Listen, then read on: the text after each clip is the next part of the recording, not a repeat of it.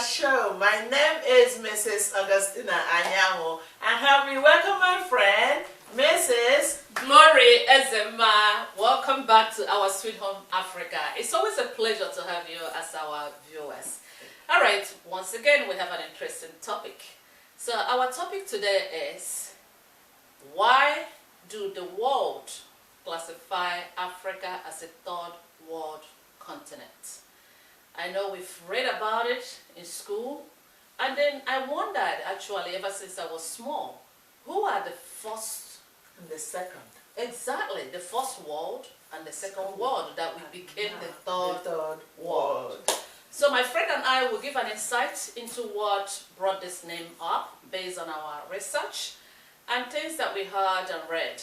And then we'll give you a little bit of advice what we have to do so that we can move up the ladder from being the third world to at least the second, and maybe eventually end up being the first. My dear, I think we are the first, because we say civilization for Africa and civilization and that we have. I think we are the first world. Exactly. All right, so my dear friend, yes, dear. And, like I said, it's a very interesting topic, and I know it has puzzled many of us, and I know a lot of our viewers will be interested in knowing exactly why we were pushed, not even being the first, not being the second, but all the way to the third, and how do we get out from being the third. All right, so going back to our questions.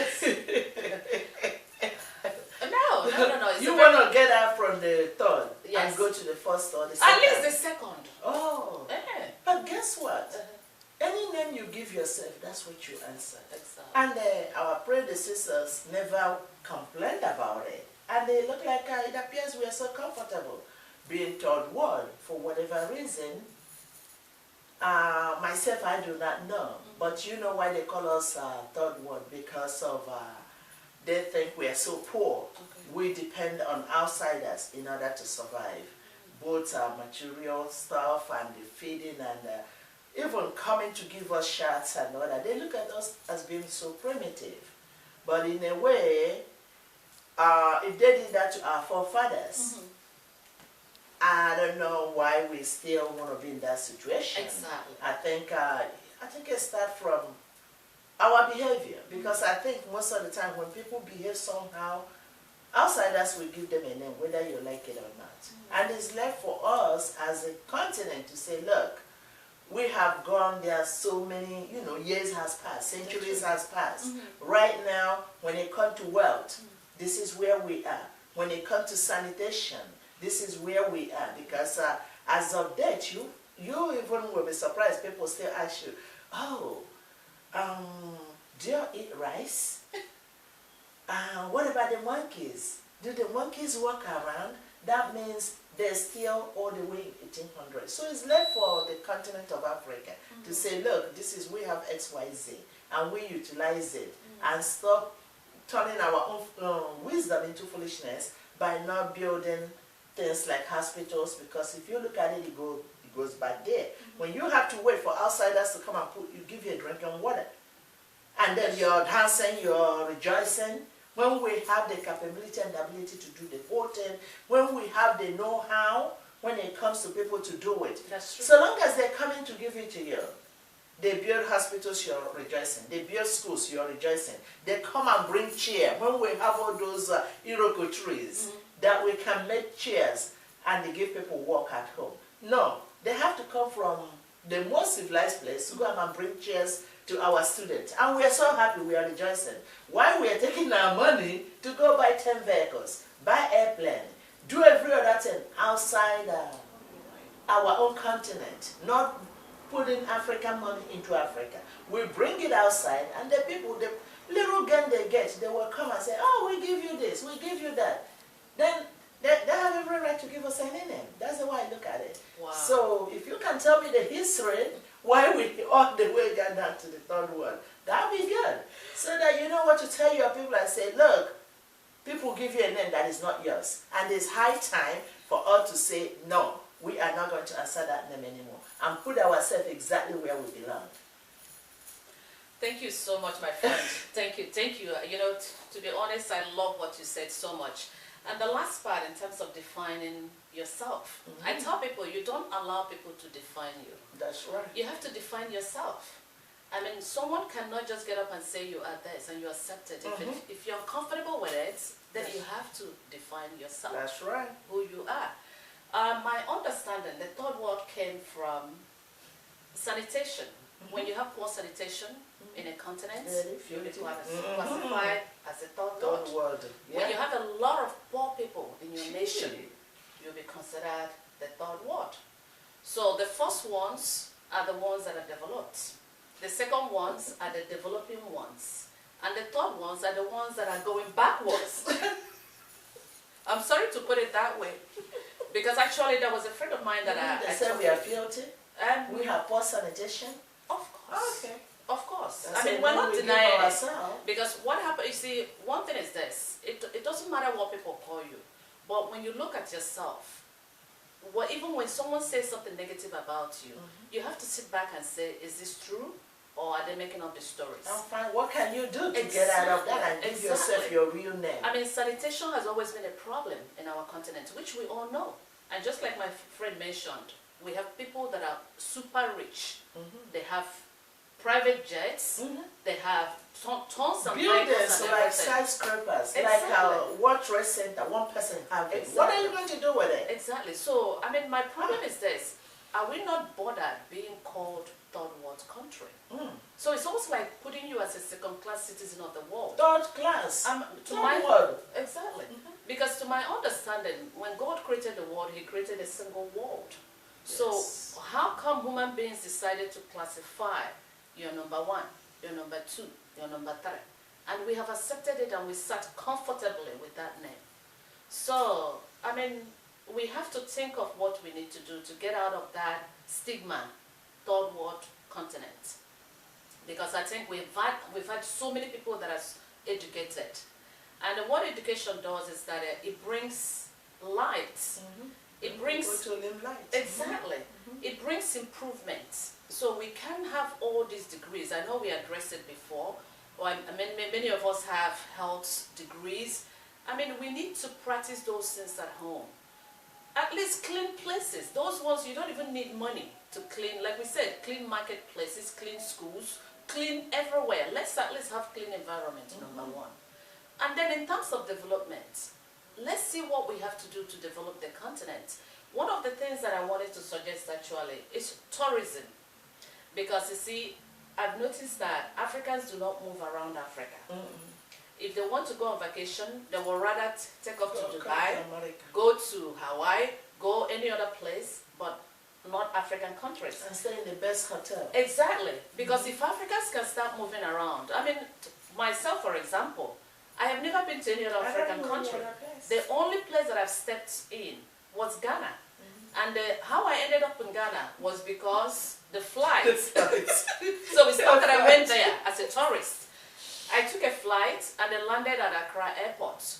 But the only thing is that there was no other connecting flight to go to Lagos, Nigeria, where I come from. So the only choice that we had was to sleep in a hotel in Ghana. That's the only African country that I have stepped in. So growing up, I mean, we're all encouraged to travel to the Western world. No one encourages us to move around Africa. So we don't know how our other brothers and sisters are living in Africa. And then, like we said, even the world itself is not spread around Africa because whatever, you know, tourism yields a lot of income to a nation. So, and we have beautiful places that we can visit. I know. Yes. Yes. So let me finish up my story with Ghana. Go ahead. So they put us in a hotel in Ghana. And by the actual, I was traveling with my little baby. And so I had a stroller. What I did, as soon as we got into the hotel, I said, I have to set my foot in Ghana. So I took my baby in the stroller and then wheeled him out. And then we all walked around. I mean, I walked around with my son. Within the hotel, Ghana, right? Within the hotel premises. So, like I said, if we can start moving around, and then it goes back to our governments in all the countries in Africa. We have beautiful landscapes. We have so many beautiful sceneries everywhere. All we can do is to develop those places, and then people can move around, go on vacation. Because if they, let's say people from Nigeria go to Kenya, you know, that means they will spend the money in Kenya, and then it will yield a lot of revenue for people in Kenya. And then when people from other countries come to Nigeria too, they will bring money there. If we go to Mozambique, we'll bring money to Mozambique. So we have to, I mean, the African organization, the OAU, think about it, think about tourism, because what is yielding a lot of income to the Westerners is tourism. So if you can beautify countries in Africa so that Africans can start moving around, go on vacation, even if they're going to have a wedding, they can go to different places, resorts, and have wedding. It will actually yield a lot of money for us, and then we can get out of that stigma of being called a third world country and at least move to second world, even if we don't get to the first.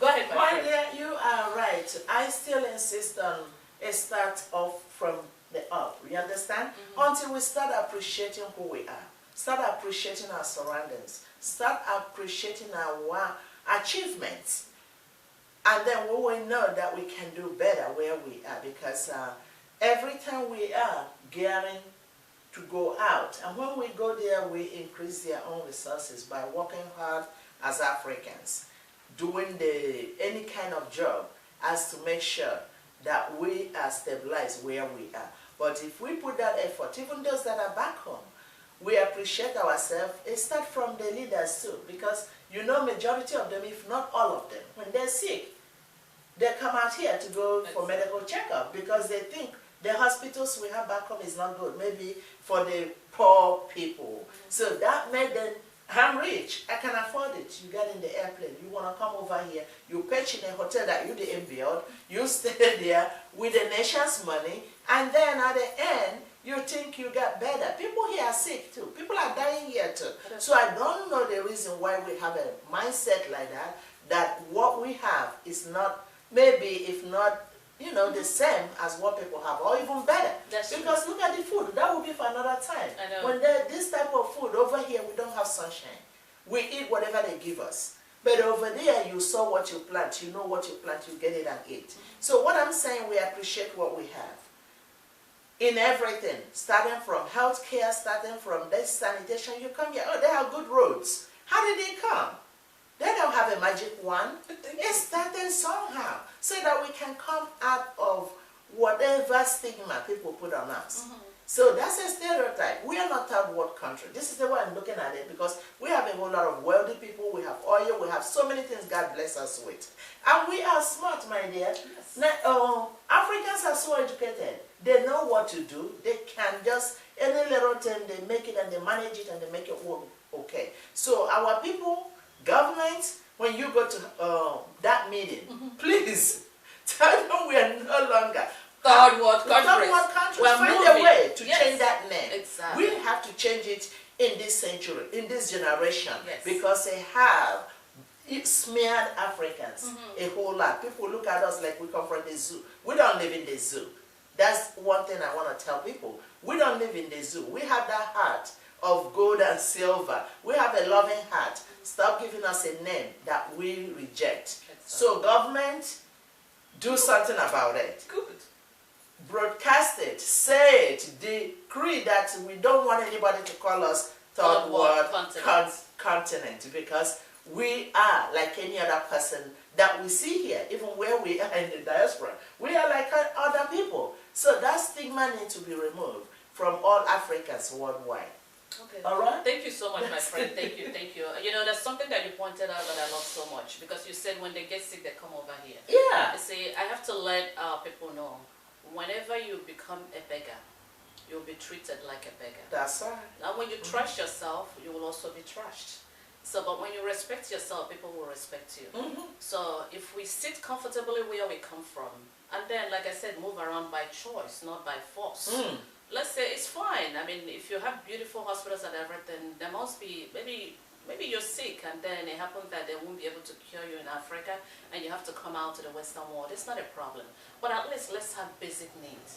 You know, be at a level standard where people will respect us. Because it's not what you say, it's not what you look like, but it's what you do that makes people respect you. So no matter how we come over here to show off, wear the best clothes, stay in the best hotel, they are still looking at you like... see third world. Yes, exactly.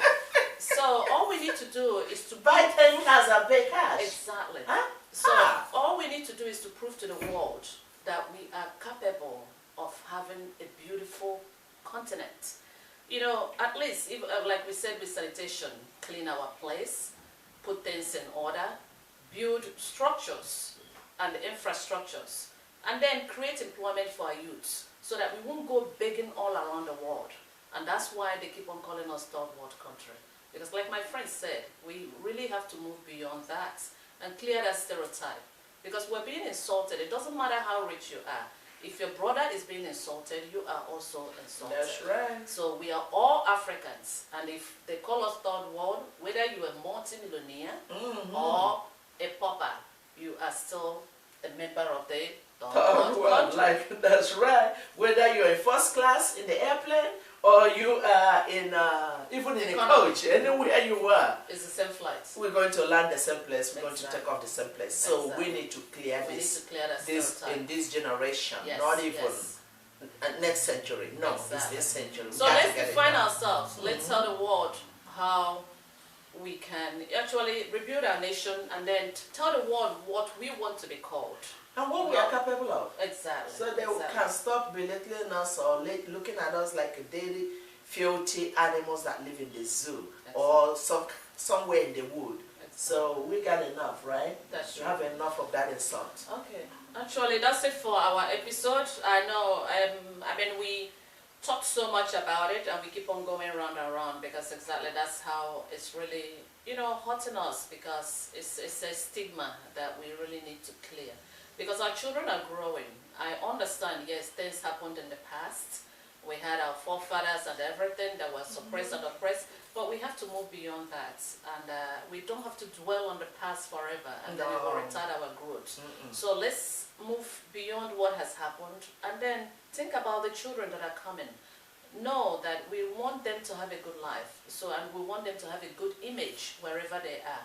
So let's step out, rebuild Africa, so that we can clear that name of being called third world countries or third world continent, so that at least we can move to the second world if we don't get to the first world. We can get to the first world. Yes. If we mean it. Yes. We can get there. It's because we have all it takes. Exactly.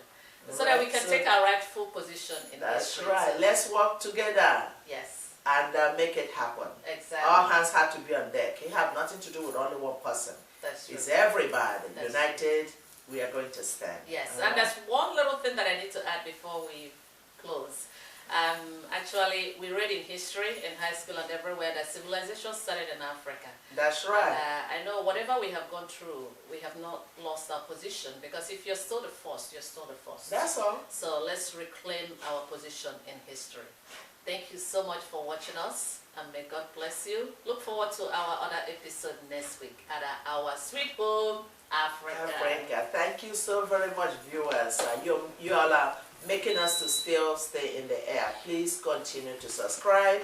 Send it to friends and well-wishers across nation, across countries. Please do not be stingy with it. As you do that, may God bless you, and you have a wonderful new year. Thank you.